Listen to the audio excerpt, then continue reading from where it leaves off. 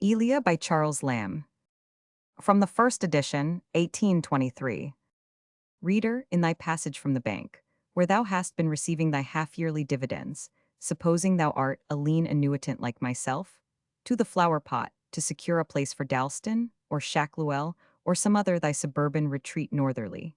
Didst thou never observe a melancholy-looking, handsome, brick and stone edifice to the left, where Threadneedle Street abuts upon Bishopsgate? I dare say thou hast often admired its magnificent portals ever gaping wide, and disclosing to view a grave court, with cloisters and pillars, with few or no traces of goers in or comers out. A desolation something like Balclutha's. 1. This was once a house of trade, a center of busy interests. The throng of merchants was here, the quick pulse of gain, and here some forms of business are still kept up, though the soul be long since fled. Here are still to be seen stately porticos, imposing staircases, offices roomy as the state apartments in palaces, deserted or thinly peopled with a few straggling clerks. The still more sacred interiors of court and committee rooms, with venerable faces of beadles, doorkeepers, directors, seated in form on solemn days to proclaim a dead dividend, at long worm-eat tables that have been mahogany, with tarnished gilt leather coverings, supporting massy silver inkstands long since dry.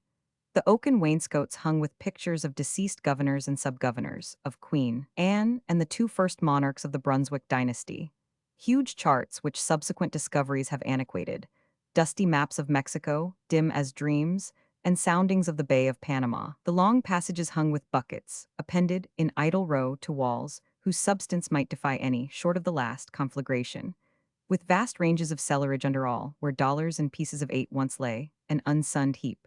For Mammon to have solaced his solitary heart withal, long since dissipated, or scattered into air at the blast of the breaking of that famous bubble. Such is the South Sea House. At least such it was 40 years ago when I knew it, a magnificent relic. What alterations may have been made in it since, I have had no opportunities of verifying. Time, I take for granted, has not freshened it. No wind has resuscitated the face of the sleeping waters. A thicker crust by this time stagnates upon it.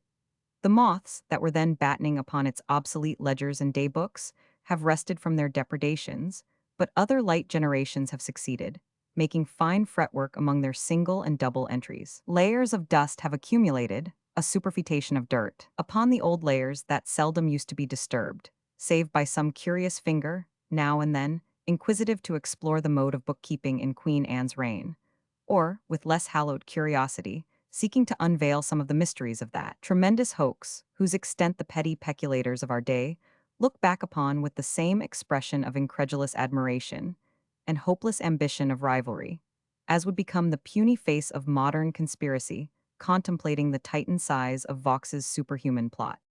Peace to the Manets of the bubble. Silence and destitution are upon thy walls, proud house, for a memorial.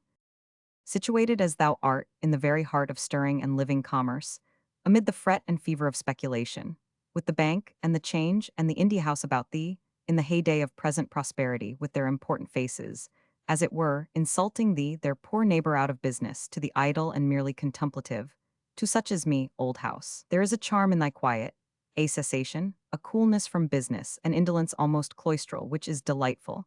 With what reverence have I paced thy great bare rooms and courts at eventide! They spoke of the past? The shade of some dead accountant with visionary pen in ear would flit by me, stiff as in life. Living accounts and accountants puzzle me. I have no skill in figuring. But thy great dead tomes, which scarce 3 degenerate clerks of the present day could lift from their enshrining shelves, with their old fantastic flourishes and decorative rubric interlacings, their sums in triple calumniations, set down with formal superfluity of ciphers, with pious sentences at the beginning, without which our religious ancestors never ventured to open a book of business or bill of lading, the costly vellum covers of some of them almost persuading us that we are got into some better library, are very agreeable and edifying spectacles. I can look upon these defunct dragons with complacency. Thy heavy odd-shaped ivory-handled penknives, our ancestors had everything on a larger scale than we have hearts for, are as good as anything from Herculaneum. The pounce boxes of our days have gone retrograde. The very clerks which I remember in the South Sea House, I speak of 40 years back, had an air very different from those in the public offices that I have had to do with since. They partook of the genius of the place. They were mostly, for the establishment did not admit of superfluous salaries, bachelors. Generally, for they had not much to do, persons of a curious and speculative turn of mind. Old-fashioned, for a reason mentioned before. Humorists, for they were of all descriptions, and not having been brought together in early life, which has a tendency to assimilate the members of corporate bodies to each other. But, for the most part, placed in this house in ripe or middle age, they necessarily carried into it their separate habits and oddities, unqualified, if I may so speak, as into a common stock. Hence they formed a sort of Noah's Ark. Odd fishes, a lay monastery, domestic retainers in a great house, kept more for show than use. Yet pleasant fellows, full of chat, and not a few among them had arrived at considerable proficiency on the German flute. The cashier at that time was one Evans, a Cambro Briton. He had something of the choleric complexion of his countrymen stamped on his visage, but was a worthy, sensible man at bottom. He wore his hair, to the last, powdered and frizzed out, in the fashion which I remember to have seen in caricatures of what were termed, in my young days, macaronis.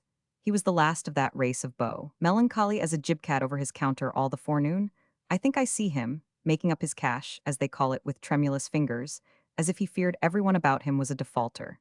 In his hypochondry ready to imagine himself one, haunted at least with the idea of the possibility of his becoming one, his tristful visage clearing up a little over his roast neck of veal at Anderton's at 2, where his picture still hangs, taken, a little before his death by desire of the master of the coffee house, which he had frequented for the last 25 years, but not attaining the meridian of its animation, till evening brought on the hour of tea and visiting. The simultaneous sound of his well-known rap at the door with the stroke of the clock announcing 6 was a topic of never-failing mirth in the families, which this dear old bachelor gladdened with his presence. Then was his forte, his glorified hour. How would he chirp and expand over a muffin? How would he dilate into secret history? His countryman, Pennant himself in particular, could not be more eloquent than he in relation to old and new London. The sight of old theatres, churches, streets gone to decay, where Rosamond's pond stood, the mulberry gardens, and the conduit in cheap, with many a pleasant anecdote, derived from paternal tradition, of those grotesque figures which Hogarth has immortalized in his picture of Noon, the worthy descendants of those heroic confessors, who, flying to this country, from the wrath of Louis XIV and his dragoons, kept alive the flame of pure religion in the sheltering obscurities of Hog Lane and the vicinity of the Seven Dials. Deputy under Evans was Thomas Tame. He had the air and stoop of a nobleman.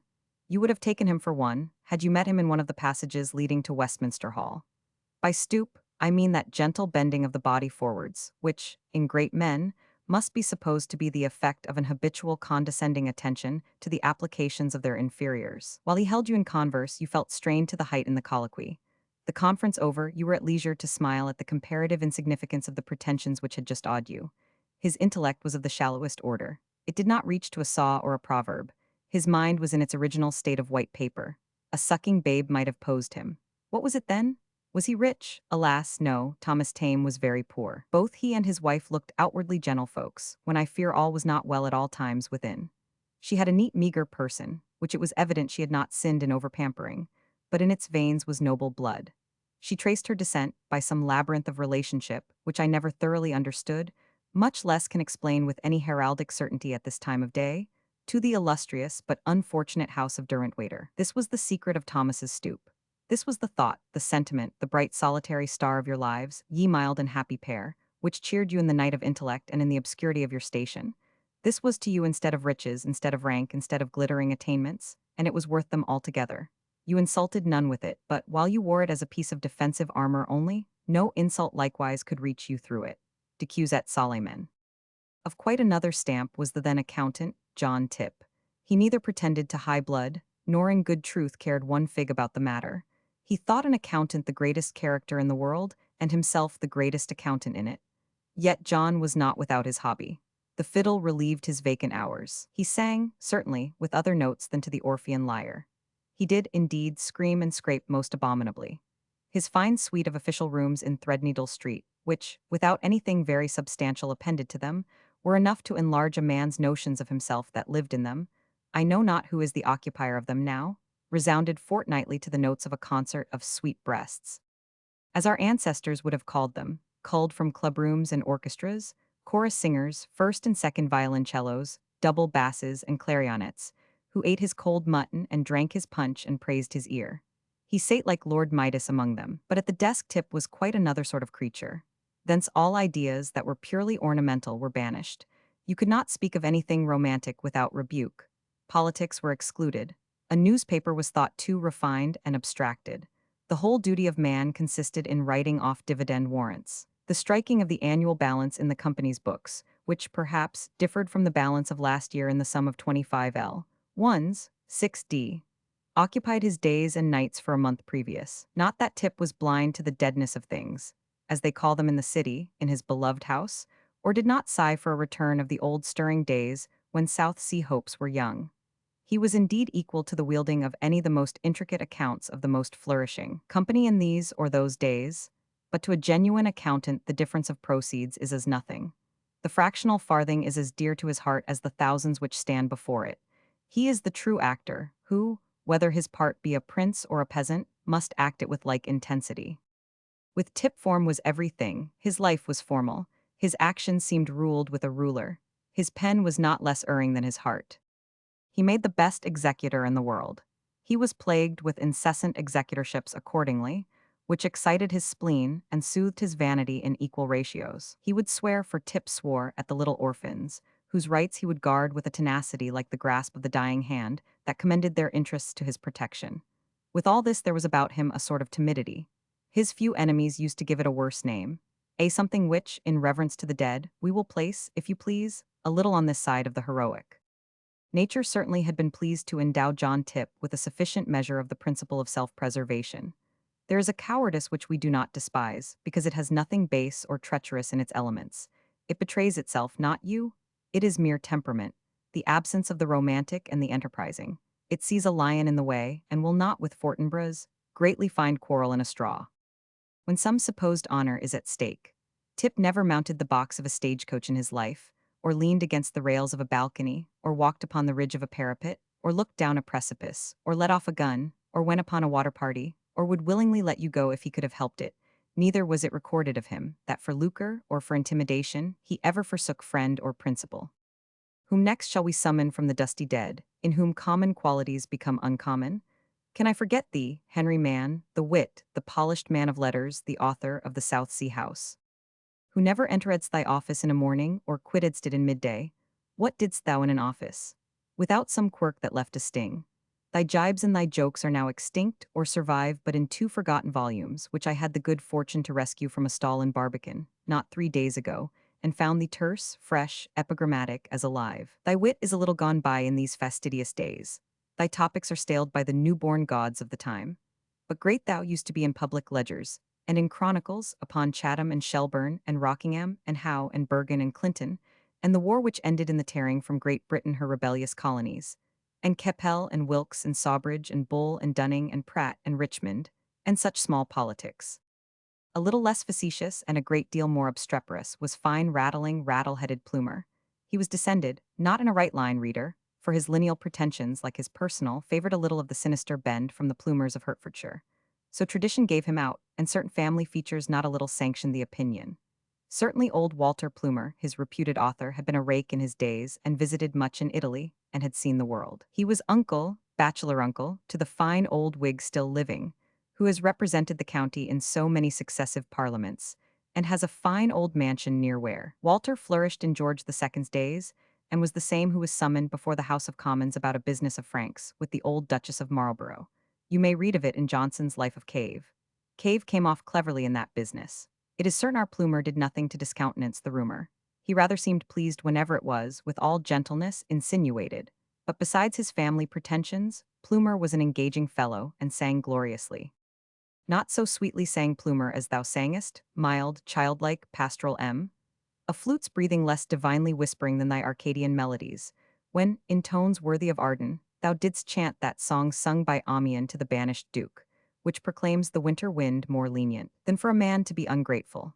Thy sire was old surly M., the unapproachable churchwarden of Bishopsgate. He knew not what he did when he begat thee, like spring, gentle offspring of blustering winter, only unfortunate in thy ending, which should have been mild, conciliatory, swan-like. Much remains to sing. Many fantastic shapes rise up, but they must be mine in private. Already I have fooled the reader to the top of his bent.